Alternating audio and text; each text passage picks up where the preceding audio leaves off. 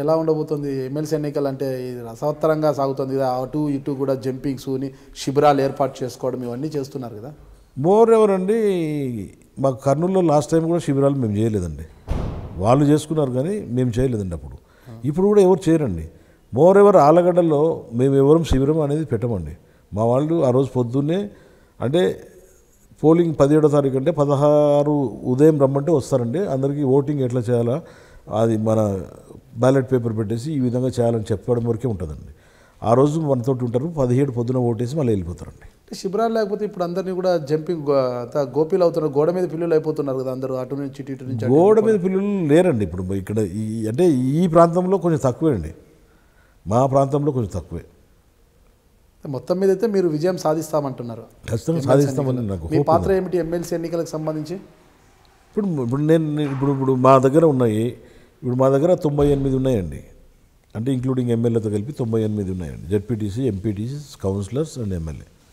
దాంట్లో మేము 40లో గెలిచామండి, మిగతావన్నీ 58 వాళ్ళు ఉన్నాయండి. ఇప్పుడు మేము తీసుకోగలిగే పరిస్థితి. జగన్మోహన్ రెడ్డి గారు ఈ ఎన్నికల్లో మీకు ఎలాంటి బాధ్యతలు ఇచ్చారు? ప్రభాకర్ రెడ్డి నాకు ఖచ్చితంగా గెలిపించుకొని రావాలి, గౌరవ వెంకటరెడ్డి అని అన్నారా? లేదు, అట్లా మా మీదనే బాధ్యత పెట్టారు. మీరు క్యాండిడేట్ సెలెక్ట్ చేసుకోండి, మీరు గెలిపించుకోవాలి బాధ్యత మా మీదనే పెట్టారు. మేమందరం కర్నూలులో మీటింగ్ అయినాము. ఆ రోజు ఇన్ఛార్జ్ అనంత వెంకటరామరెడ్డి గారు, రవీందర్ రెడ్డి గారు అందరూ వచ్చారు. అందరం కూర్చొని క్యాండిడేట్ ఎవరైతే బాగుంటుందంటే గౌరవ వెంకటరెడ్డి అయితే బాగుంటుందనేమో అది మళ్ళీ కమ్యూనికేటెడ్ టు లీడర్, ఆయన నుంచి ఓకే చేసుకున్నాం. అందరూ కూడా ఏకీభవించారు, అందరూ ఏకీభవించారు. అందరూ గౌరవ వెంకటరెడ్డి గారిని అనుకున్నారు. ఆయన పార్టీ ప్రెసిడెంట్గా పనిచేస్తున్నాడు మొదటి నుంచి కూడా. 2000 అంటే వైఎస్ఆర్సీపీ స్థాపించినప్పటి నుంచి కూడా పార్టీలో పనిచేస్తాం. ఇప్పుడు అక్కడ ఉన్న ఎమ్మెల్యేలందరూ కూడా ఇప్పుడు సాయి ప్రసాద్ రెడ్డి కానీ, బాలనాగిరెడ్డి గారు కానీ, బుగ్గన రాజేంద్రనాథ్ రెడ్డి కానీ, ఐజే కానీ, మన జయరాముడు కానీ, మన చరితారెడ్డి అంటే ఆయన వైఫే ఎమ్మెల్యే, గౌరవ్ వెంకటరెడ్డి వైఫే, అందరూ కూడా ఆయన.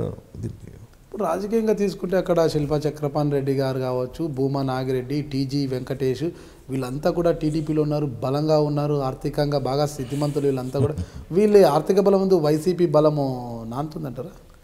ఆర్థికంగా అనేది పోయినసారి కూడా వాళ్ళు పెట్టలేదండి, ఎవరు పెట్టలేదండి, మీకు తెలుసు. అంటే మిగతా జిల్లాల్లో పెడతారేమో కానీ మా జిల్లాలో అయితే పెద్దగా ఎవరు పెట్టలేదండి. టీజీ వెంకటేష్ గారికి మంచి బాధ్యతలు అప్పచెప్పారు కదా. టీజీ వెంకటేష్ గారు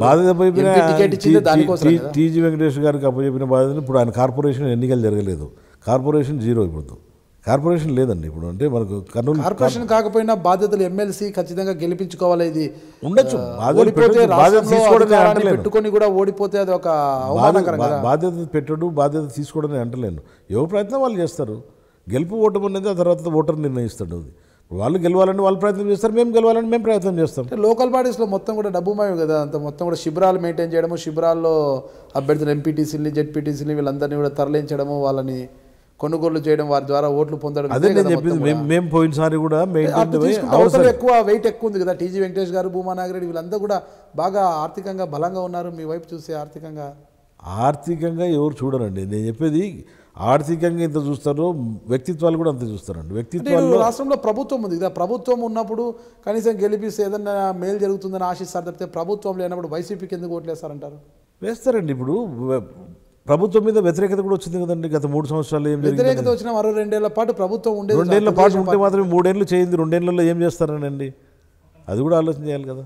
ప్రభుత్వంలో వైఫల్యాలు ఉన్న 2 ఏళ్ల పాటు రాష్ట్రంలో ఉండే తెలుగుదేశం ప్రభుత్వమే కదా. ఎందుకు తెలుగుదేశం ప్రభుత్వం వైపు ఎవరైనా మొగ్గు చూపుతారు. ఇప్పుడు పార్టీలు మారడానికి కూడా అదే కారణం, ఎమ్మెల్యేలంతా. అలాంటి సందర్భంలో మీకు ఇప్పుడు ఒకటండి, ఈ ఎన్నికలతోటి ప్రభుత్వం పడిపోయేది ఉండదు, ఇంకొక పార్టీకి బలం వచ్చేది ఉండదు.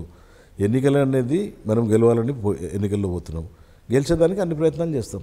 నేను మీ గుడివాడ అమర్నాథ్, వైఎస్ఆర్ కాంగ్రెస్ పార్టీ విశాఖపట్నం జిల్లా అధ్యక్షుడిని. మీరు చూస్తున్నారు ఐ డ్రీమ్ న్యూస్.